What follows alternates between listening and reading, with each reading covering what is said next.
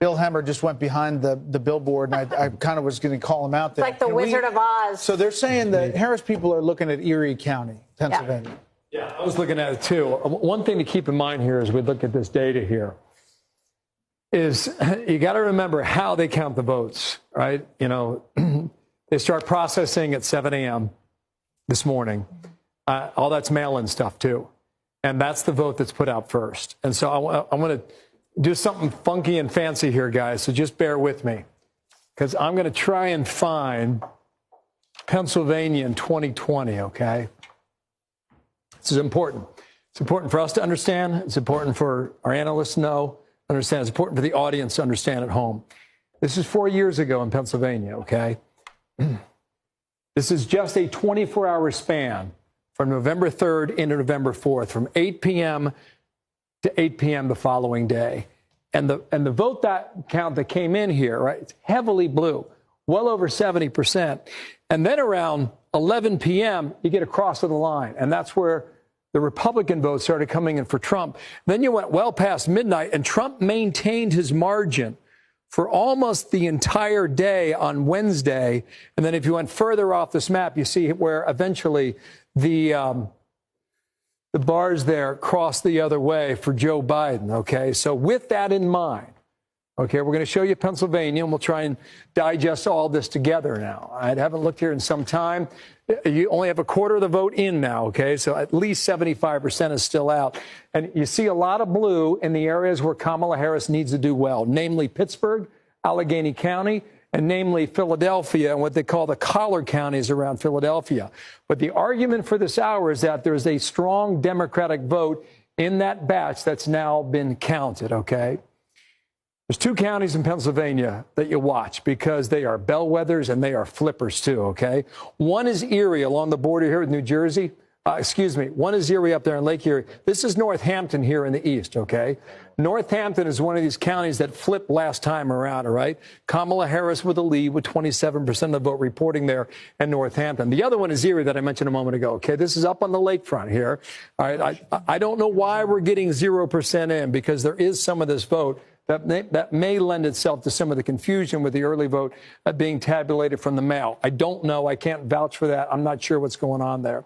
We're going to watch the less than 0.5%. Yeah, that's right. So it's like 0.5% of the votes now being tabulated. That's why we can't get the 1% there in Erie County. But in all likelihood, you're going to see the T start to form here in Pennsylvania, and the T is going to be all red. And we're going to see what happens on, both sides of the state, and they're going to be blue. The question is, how blue will they be? So we'll watch that here. You guys didn't mention Virginia. We'll just pop on down here because it seems like there's a pretty good race going on right now, right? Trump has just upped his margin here, right? So he's got about a 2-point lead statewide. Too soon to call, I should say, with more than half of the vote in. Here is where you need to look, all right? This is Washington, D.C. This is Fairfax County, #1 populated county in all of 133.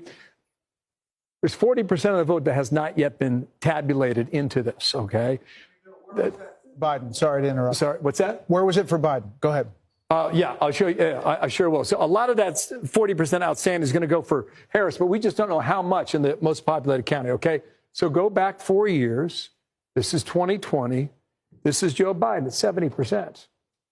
Okay, so Kamala Harris, she has time to make up for that, given the fact that that vote is still out. And I would say, just looking at Georgia a moment ago, Fulton County looks to be somewhat similar. And the reason is, I'm going to explain this to you, okay? Fulton County is the most populated county in the state of Georgia. You're getting a lot of Democratic votes from out there, all right? She's up by 46 points, all right? Pretty good margin, by 202,000 raw votes, okay? So 4 years ago with Joe Biden, he won the county with 242. His margin on a percentage basis was a bit higher, about 2 points, but 242,000 in a state 4 years ago. Sorry, excuse me. I apologize. Let's go statewide here. In a state that was determined by 11,779. Let me go to my cheat sheet here, guys, all right? I'm going to do something that's a little ugly, but for the sake of the audience at home and for our knowledge too, this was Georgia in 2020. Wow, look at this. Okay, again, we've taken a 24-hour period from 4 years ago. Blue is the Democratic vote, obviously red is the Republican vote. And you see all this, you know, at 7 o'clock, boy, it was all over the place, okay? And then in the 8 o'clock hour, Trump easily took a lead there. And then the margins started to close overnight around 3 a.m. The lines moved and they moved and they moved for several days until finally we reached that margin of 12,000 votes separating Biden from Trump in the Peach State. So but the difference would be that was the COVID election, and that was a lot of mail-in vote, right. And that was not the same early vote for Republicans, right? Yeah, I would argue you're right about that in Georgia. I think the important thing to keep in mind is how states report it. Yeah. And Pennsylvania is a really good example here where you're going to get a heavy blue, some would argue, mirage in the beginning, and we'll see whether or not that mirage is real throughout the night, and maybe even into tomorrow. Bill? Yes. Broadly speaking, there'll be some exceptions to this. Does it appear to you that she is underperforming Biden nearly everywhere? It's a great question, Britt. This is just anecdotal. I answered the best way I can. I've been poking around all over this map. I can find some good news for her by a point here, a point there. I can find a lot of good news for him, a point here and a point there. But it seems where the areas where she is gaining the most is where the votes are. And the areas where he's gaining the most is the area that he targeted, and that's the rural area. Whether or not you can extrapolate that over a place like Hall County, 72%, right? Banks County, 89%. Now, the problem for him is that that's 94 out of 159. But I can move along the northern border of Georgia. And, you know, it's just, yeah, it's dominating. Well, 81. How does it compare to 2020? I'll show you that next here. Look at that. I mean, that's 86. Now, 2020, in the same counties, I'll go in reverse, all right? 84, still impressive, right? 81. And what is it now?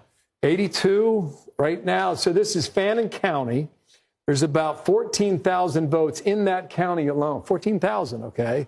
Now, if you take that and extrapolate over 159 counties, it can certainly add up. So to answer your question, Britt, 4 years ago, Fannin County was 82, and this year he's at 80.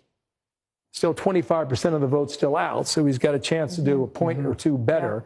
But right now, he's not meeting the number that he hit in that rural county 4 years ago. Hey, Sean Hannity here. Hey, click here to subscribe to Fox News YouTube page and catch our hottest interviews and most compelling analysis. You will not get it anywhere else.